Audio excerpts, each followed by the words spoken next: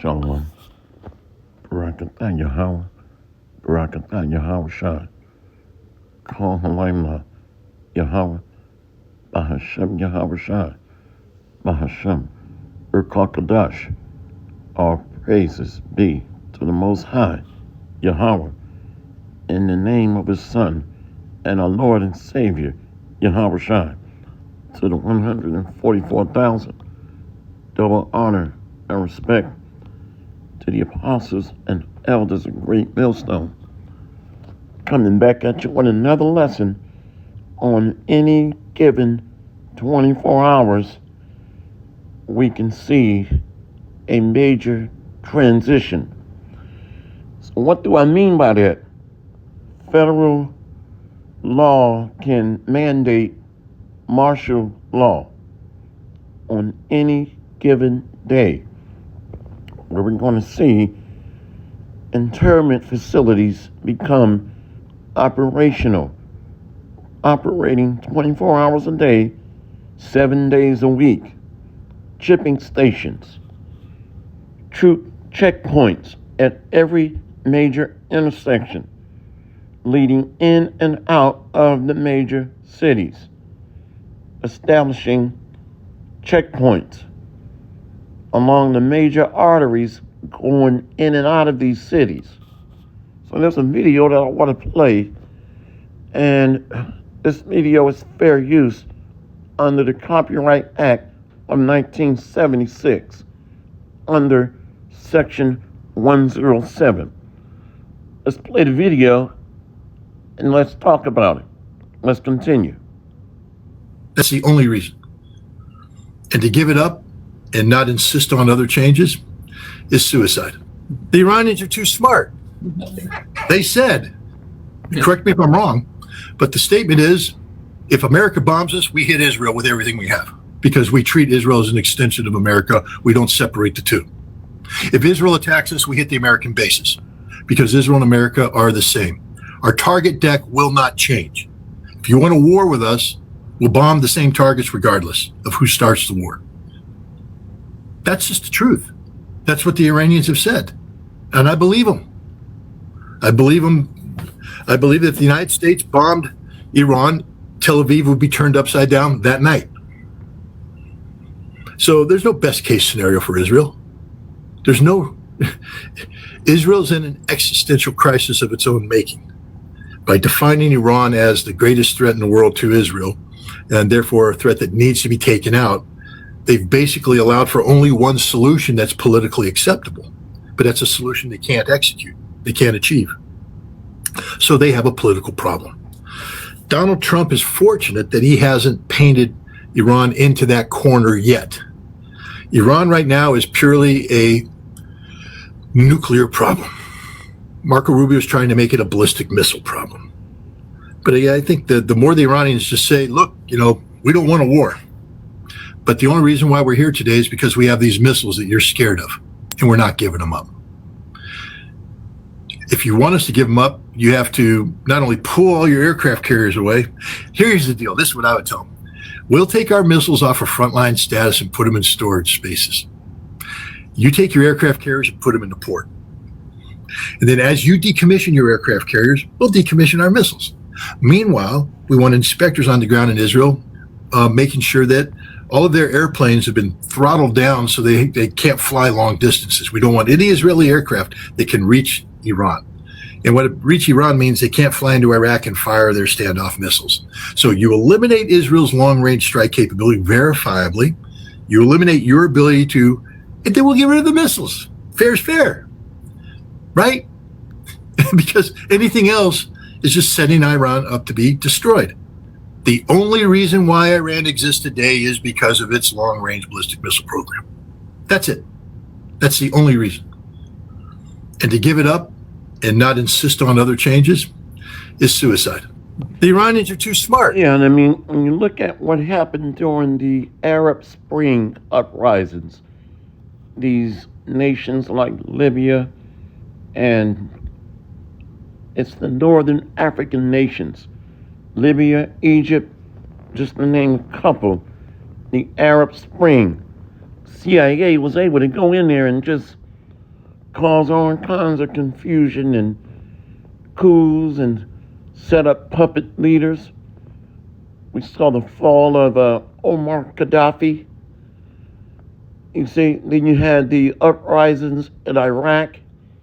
So nations have learned by watching countries like North Korea, that small nation, probably about the size of New Jersey, how they are respected because they are nuclear powers, despite their size or military strength. So what we can expect to see is the proliferation of nuclear weapons that command global level respect. You have to, because this is the ultimate asymmetric warfare means. Asymmetric is where you're able to match your enemies through advanced technology or unconventional warfare. You see, so nations are not stupid. Then you have China that's brokering deals throughout major African nations, economically and militarily and economically, along with Gog Magog, Russia, proliferating weapons. So now what you can do is you can stage nuclear level munitions in these countries that you are partnering with. So we're living in some very pivotal, dangerous, yet exciting times. On any given 24-hour period, our quality of life, or what we know as normal, can change drastically. So the landscape of warfare has fundamentally changed. One missile can knock out an entire grid or a nation, especially through these nuclear powered submarines and the advent of these hypersonic and supersonic nuclear capable missiles. See? So the pucker factor has gone up exponentially. No more games. And these nations have watched and used North Korea as a case study how to command, respect, and establish boundaries where they're not going to get invaded. Because if the regime sense that they're going to collapse, they're going to use nukes. Let's go here. Let's keep this short. Let's go to Jeremiah 50.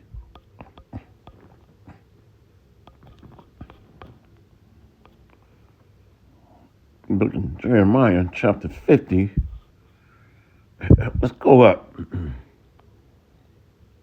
Jeremiah 50, verse 40. As God overthrew Sodom and Gomorrah.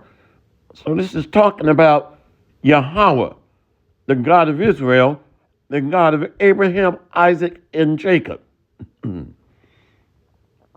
As God overthrew Sodom and Gomorrah and the neighbor cities thereof, saith the Lord. So shall no man abide there, neither shall any son of man dwell therein. Showing you this is not the Neo-Babylonian Empire, which was around the area of Shinar, Iraq, modern day area. This is talking about the daughter of Babylon or America, not the Neo-Babylonian Empire. No inhabitants will be left other than desert creatures, showing you that America is going to be a bad example as to how not to live, like Sodom and Gomorrah,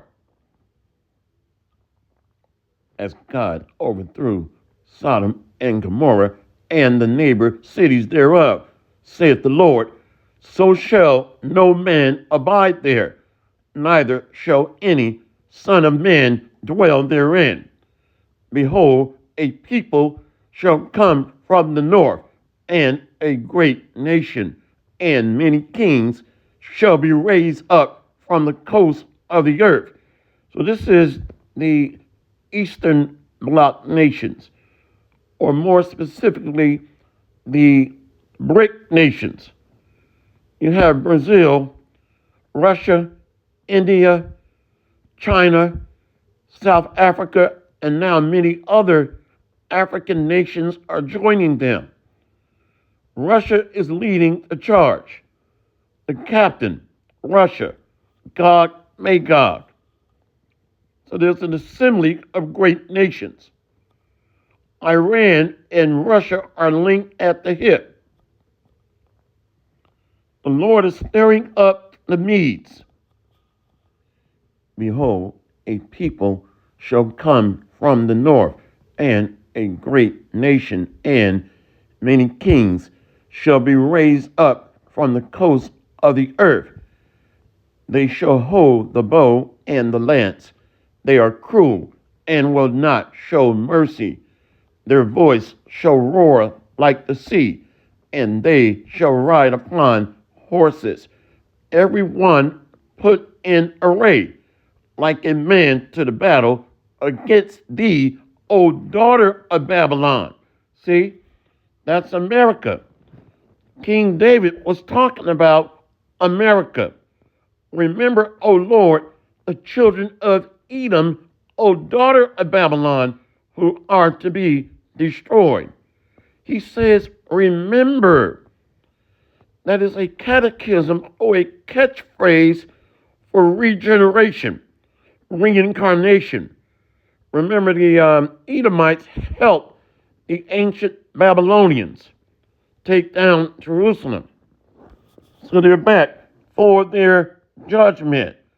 Why you think Prophet Isaiah said, prepare slaughter for his children for the iniquity of their fathers, that they do not rise nor possess the land, nor fill the faces of the world with cities. So we're in a time of judgment ushering in. All the prophets are proclaiming sentencing. Interrogation or great inquisition is underway. So these are nuclear capable forces that are being put in battle array. The king of Babylon hath heard the report of them, and his hands waxed feeble. Anguish took hold of him, and pains as of a woman in travail. Nero Trump is the king of Babylon. Nero Trump. He's even back for biblical judgment. He had Apostle Peter put to death. The king of Babylon hath heard the report of them, and his hands waxed feeble. Anguish took hold of him, and pains as of a woman in travail. Great fear, great panic. Behold, he shall come up like a lion from the swelling of Jordan unto the habitation of the strong. But I will make them suddenly run away from her, and who is a chosen man that I may appoint over her? For who is like me, and who will appoint me the time? And who is that shepherd that will stand before me? So Yahweh Shai is coming. His spirit is even going to be guiding these missiles. And ultimately, he's going to deliver his elect that are going to barely escape the major cataclysmic event, the great conflagration, the great Holocaust, or proverbial lake of fire. See, everything comes together. So domestically, the nation is going to be in chaos, turmoil, disarray. You got all these illegals or illegal immigrants that the Biden administration purposely allowed in, unvetted, on purpose. So now you can create this justification to mandate the digital system to be linked in, tagged and stamped and tracked. They've been planning this thing for a long time. Therefore, hear ye the counsel of the Lord Yahweh, that he hath taken against Babylon, and his purposes that he hath purposed against the land of the Chaldeans. Surely the least of the flock shall draw them out. Surely he shall make their habitation desolate with them. So the baby caps, the baby hats, are drawing the Americans into this fight over in the land of Israel, bringing them out to this fight. They have nukes. And they have a plan called the Samson plan, where they're going to use their nuclear arsenal. Therefore, hear ye the counsel of the Lord Yahweh, that he hath taken against Babylon, and his purposes that he hath purposed against the land of the Chaldeans. Surely the least of the flock shall draw them out. Surely he shall make their habitation desolate with them. As the noise of the taking of Babylon, the earth is moved, and the cry is heard among the nations. And I'm going to watch this thing and feel the shock and awe effect. A shock and awe effect of this nation being nuked. It's going to create a tsunami effect as well. This is the ultimate shock and awe.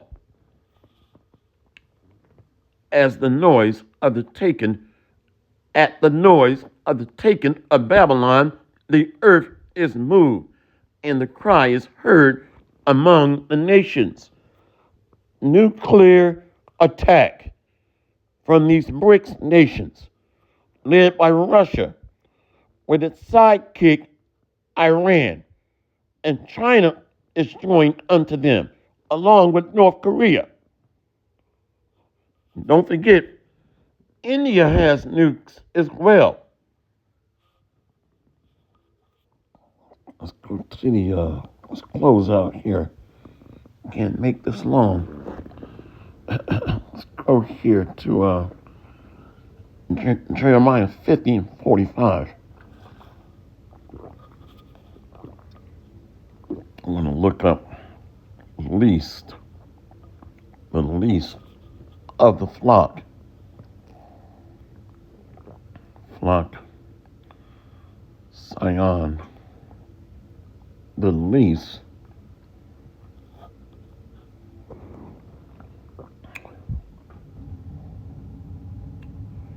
Taza Ayar.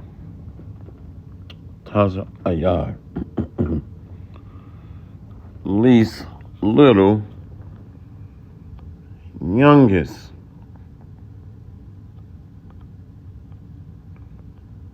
Insignificant. You are small in the Bible. You are small in the Bible. Anyway, inside joke. Small. Little ones. See? The baby caps. The baby caps. The Bible does not lie. See? Little ones. They're small in the Bible. Least, little. See? As Elder Yashawamba would say, the tiny tots. Same people. Same people, different title. Okay? That's who's leading this thing, stirring it up. And really, to be frank, or to be honest, they've started every major war, every last one of them. They fund both sides, the Rothschilds, the Rockefellers, the Illuminati. See? Anyway, hopefully this lesson has been edifying. Any day on any given 24-hour period, our lives can change for a lifetime. Hopefully this lesson has been edifying. See you on the next lesson, Lord willing. Kwam Yashawala and Abad Babal. We got next, Lord willing, Barakatham, Barakatham, Shalom, Shalom, Shalom.